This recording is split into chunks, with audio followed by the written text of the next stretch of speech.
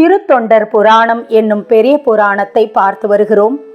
திருநாட்டு சிறப்பு பகுதியில் பொன்னி வளநாடு என்னும் காவிரி பாயும் சோழ தேசத்தின் சிறப்புகளை, அதன் வளங்களை பற்றி பார்த்தோம். இன்றைக்கு திருநகர சிறப்பு 50 பாடல்கள் தந்திருக்கிறார். இந்த 50 பாடல்களுக்குள்ளே மனுநீதி சோழனின் கதையையும் வைத்திருக்கிறார் சேக்கிழார் சுவாமிகள். திருநகரம் என்றால் எதை திருநகரம் என்று சொல்ல வருகிறார் சேக்கிழார் சுவாமிகள் என்று பார்க்கும் பொழுது திருவாரூரை பற்றி அவர் பெருமையாக பேசுகிறார். திருவாரூரின் சிறப்புகள் பேசப்படுகின்றன.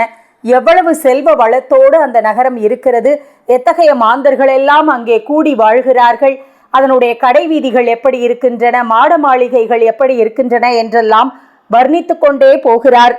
ஒரு இடத்திலே இதற்கு மேலே திருவாரூரை பற்றி நான் எப்படி வர்ணித்து முடிக்க முடியும் என்று கேள்வி எழுப்புகிறார். ஏனென்றால் இது பறவை நாச்சியார் பிறந்த தலமாயிற்றே. கமலினியாக, அணுக்க தோழியாக அம்பிகைக்கு தன்னை அர்ப்பணித்து கொண்ட கமலினி சுந்தரமூர்த்தி சுவாமிகளை அடையும் பொருட்டாக அவதரித்த திருத்தலம் இந்த திருவாரூர் தான். இங்கே இருக்கும் மாளிகைகளிலே ஒன்றிலேதான் அவர் பிறந்தார். அதனால் இந்த திருவாரூரின் சிறப்புகளை முழுமையாக என்னால் சொல்லி முடிக்க முடியாது என்றார். கமலினியார் பறவையாக தோன்றியதால் மட்டுமா திருவாரூர் சிறப்பு பெற்றது? அந்த கமலினி என்கிற பறவை நாச்சியார் இருக்கிறாரே, அவருக்காக, அவர் மீது சுந்தரமூர்த்தி சுவாமிகள் வன்தொண்டர் கொண்ட காதலின் காரணமாக 2 முறை இந்த வீதிகளிலே இறைவன் தன் கால் நோக நடந்தாரே, அத்தகைய திருத்தலம் அல்லவா இது? அதன் வீதிகளை, அந்த நகரத்தை, அதன் சிறப்பை என்னால் சொல்லிவிட முடியுமா என்று அங்கலாய்க்கிறார் சேக்கிழார் சுவாமிகள். வேத ஓசையும் வீணையின் ஓசையும் ஜோதிவானவர் தோத்திர ஓசையும் மாதர் ஆடல் மணிமுழவு ஓசையும் கீத ஓசையும் கிளர்வுற்றவே என்று எப்படி இருக்கிறது அப்படின்னா, 4 மறைகள் ஓதிக்கொண்டே இருக்கிறார்களாம் வேத விற்பன்னர்கள். அந்த ஓசை கேட்டுக்கொண்டே இருக்கிறதாம். இதையேதான் நாட்டு சிறப்பிலும் சொல்லி வைத்தார்.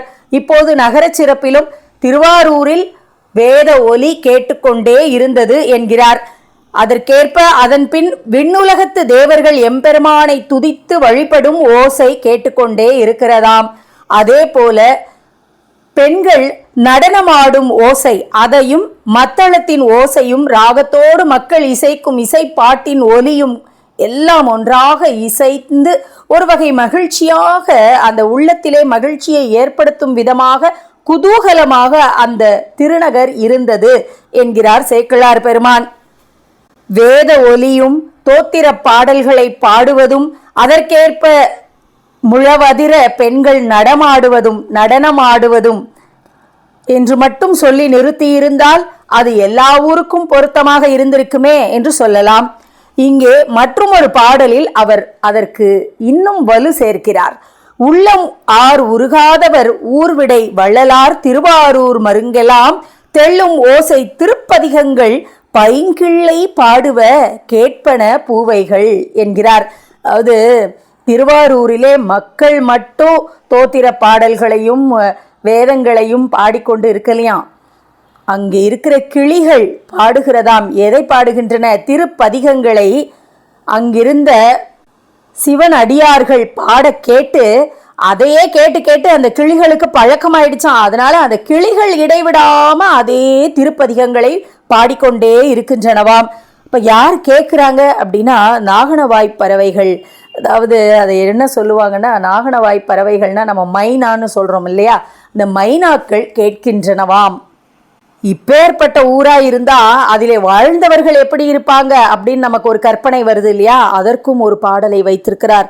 தாழ்ந்த வேணியர் சைவர் தபோதனர் வாழ்ந்த சிந்தை முனிவர் மறையவர் விழுந்த இன்பத் துறையுள் விரவுவார் சூழ்ந்த பல்வேறு இடத்தது அத்தொல் நகர். இந்த பழமையான ஊர் இருக்கே, அந்த ஊரிலே யாரெல்லாம் கூடி வாழ்கிறார்கள் அப்படின்னா, பெரும் ஜடாமுடி கொண்டவர்கள், சிவபெருமானை வழிபடு தெய்வமாக கொண்டு வாழ்பவர்கள், தவத்தையே தனது செல்வம் என்று கொண்டு வாழும் தவசீலர்கள், மனத்தால் 5 புலன்களையும் அடக்கி ஆள்கின்ற மனநசீலர்கள், வேத விற்பன்னர்கள், அதுபோக இல்லறத்துறையில் ஈடுபட்டு இன்பம் துய்ப்பவர்கள், இது போன்ற எல்லா துறைகளை சார்ந்தவர்களும் ஒருங்கே சூழ்ந்திருந்து வாழ்க்கை நடத்தும் திருநகரமாக இந்த திருவாரூர் தொல் நகரம் இருக்கிறது அப்படின்னு சொல்றார்.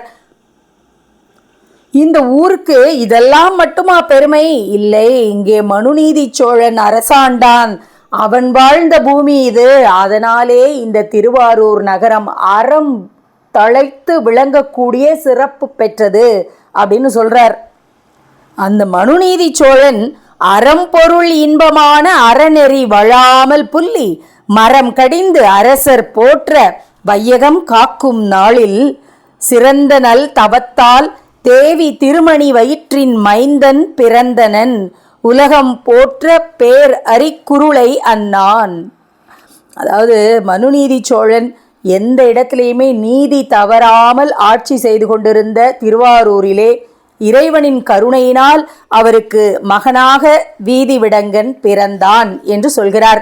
வீதிவிடங்கன் எப்படிப்பட்டவன் அப்படின்னு சொல்லிக்கிட்டு போறாரு. அவன் படிச்சானா, எல்லாவற்றையும் கற்று தேர்ந்து விட்டான் அப்படிங்கிறாரு. பழமையான கலைகள் பலவற்றையும் முழுக்க கற்றானா. சாதாரணமா மேம்போக்காலாம் படிக்கல, முழுமையாக கற்று தேர்ந்திருக்கிறான். மனுநீதி சோழன் அந்த சிந்தை எப்படி அவனுக்கு சந்தோஷம் ஏற்படுமோ அப்படி அவனிடம் அன்பு பாராட்டி குணங்கள் வளர்ச்சியடைந்து அரசனுக்கு அடுத்த இளவரசு அந்த பருவத்தை அடைந்து விட்டான். வளர்ந்து வரும் இளம் சூரியன் போல வாழ்ந்து வளர்ந்து வரும்போது ஒரு நாள் அந்த புதல்வனாகிய வீதிவிடங்கன் என்று இந்த பாடலை அப்படி தொடங்குறார். இப்படி பாருங்க.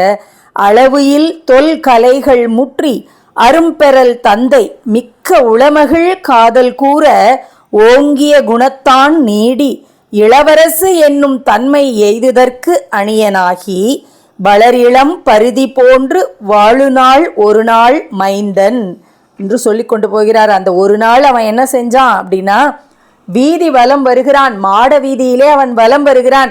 தனியா வந்தானா அப்படின்னா இல்ல, தேரேறி வருகிறான். அவனோடு படைகள் சூழ்ந்து வருகின்றன. வேதம் ஓதுபவர்கள் கூட வராங்க, பெண்கள் வருகிறார்கள், வெண்கொற்ற குடை அரச சின்னங்கள் எல்லாம் வராங்க. இது ஒரு பவனி வருகிறான். அவன் தனியா அவசரமா ஓடிட்டு இருந்தான். அப்போ கன்றுக்குட்டி இடையில விழுந்து விட்டது அப்படின்னு இல்லை.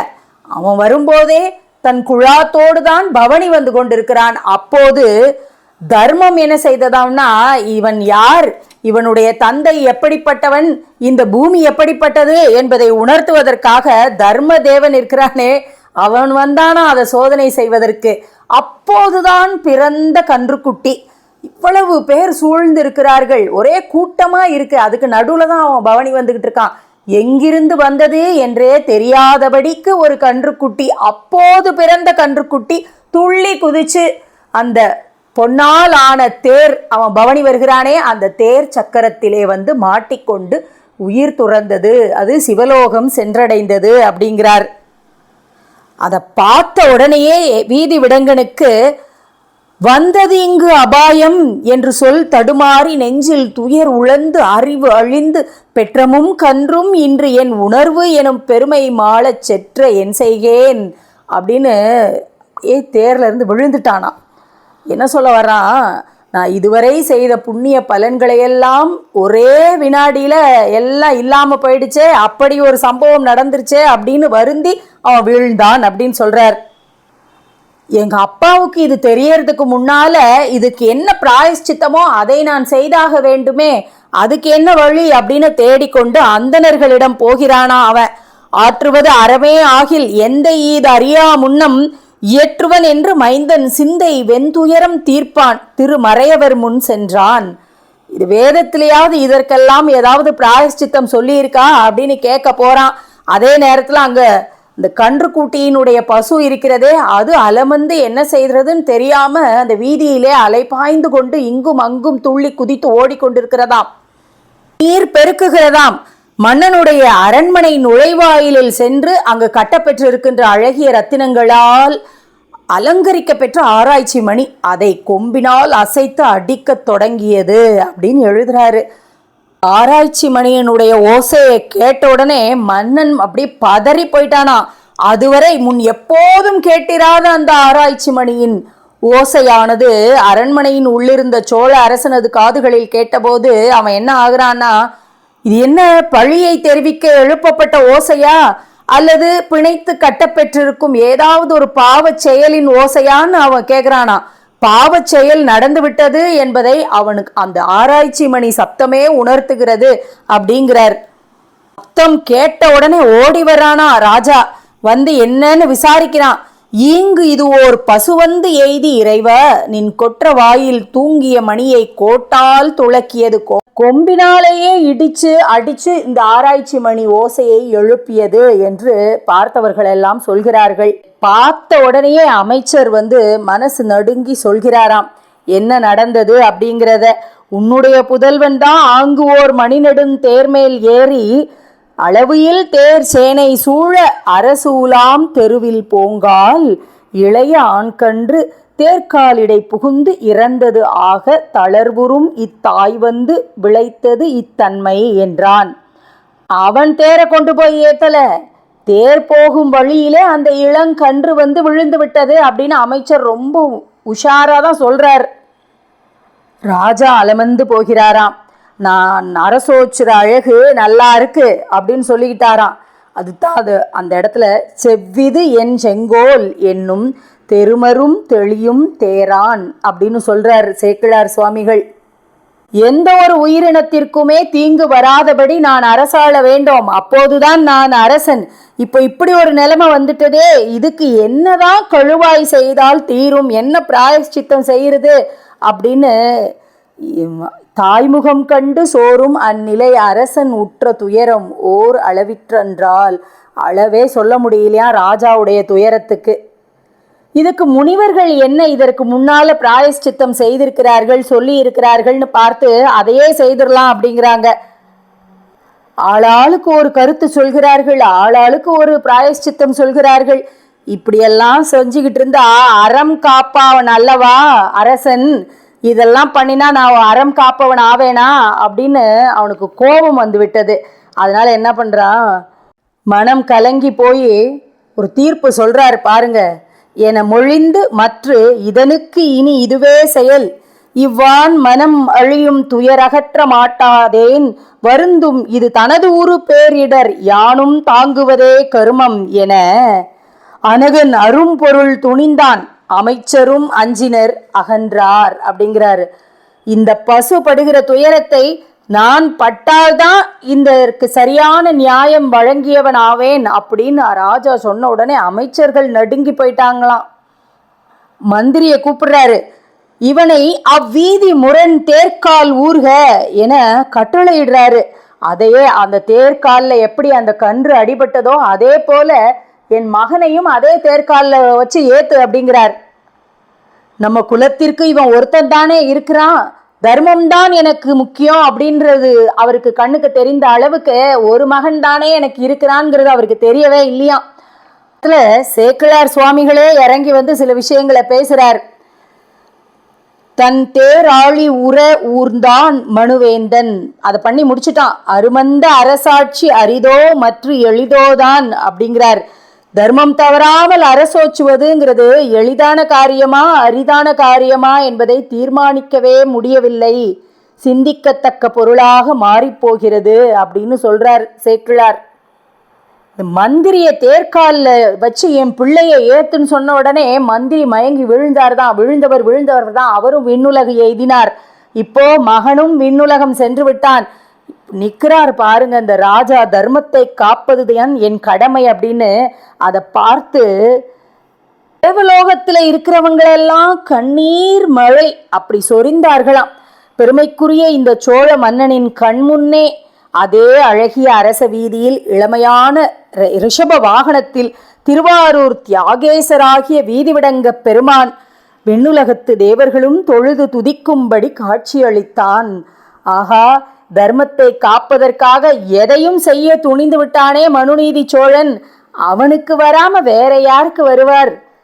எம்பெருமானுடைய காட்சியை காண்பதற்கு தேவாதி தேவர்கள் எல்லாம் கூட மலர் மாறி பொழிந்து கொண்டு அங்கிருந்து பார்க்கிறாங்களாம்.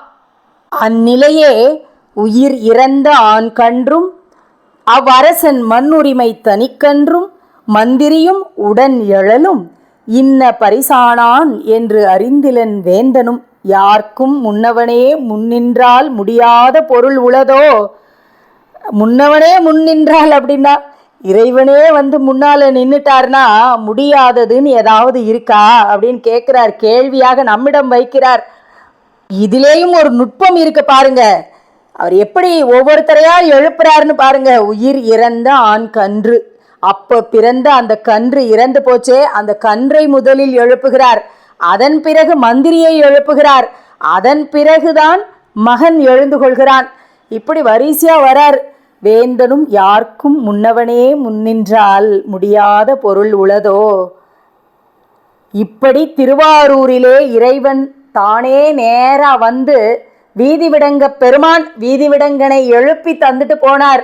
அத்தகைய சிறப்பு பெற்ற திருவாரூர் ஐயா இது என்று சேக்கிழார் சுவாமிகள் மிக தெளிவாக ஒரு நகரத்தின் சிறப்பை தொல் சிறப்பிலிருந்து தொடங்கி சொல்லியிருக்கிறார். மனுநீதி சோழனின் கதையை எங்கே வைப்பது அப்படின்னா நகர சிறப்பை சொல்லும்போது கொண்டு வச்சிருக்கார் பாருங்க. அங்கதான் சேக்கிழார் சுவாமிகளின் புத்திசாலித்தனமும் இருக்கிறது அப்படின்னு தான் எல்லாரும் பெருமையாக இன்றளவும் கொண்டாடி கொண்டிருக்கிறோம். திருத்தொண்டர் புராணம் என்னும் பெரிய புராணம் 63 பற்றி பாடக்கூடிய நூல். அந்த நூலிலே மனுநீதி சோழனின் பெருமையை, அறத்தை, அவனுக்காக வீதிவிடங்க பெருமானே இறங்கி வந்த திறத்தை சேக்கிழார் சுவாமிகள் நம்ம கண்ணு முன்னால கொண்டு காட்டுகிறார். தொடர்ந்து பெரிய புராணத்தை அனுபவிப்போம்.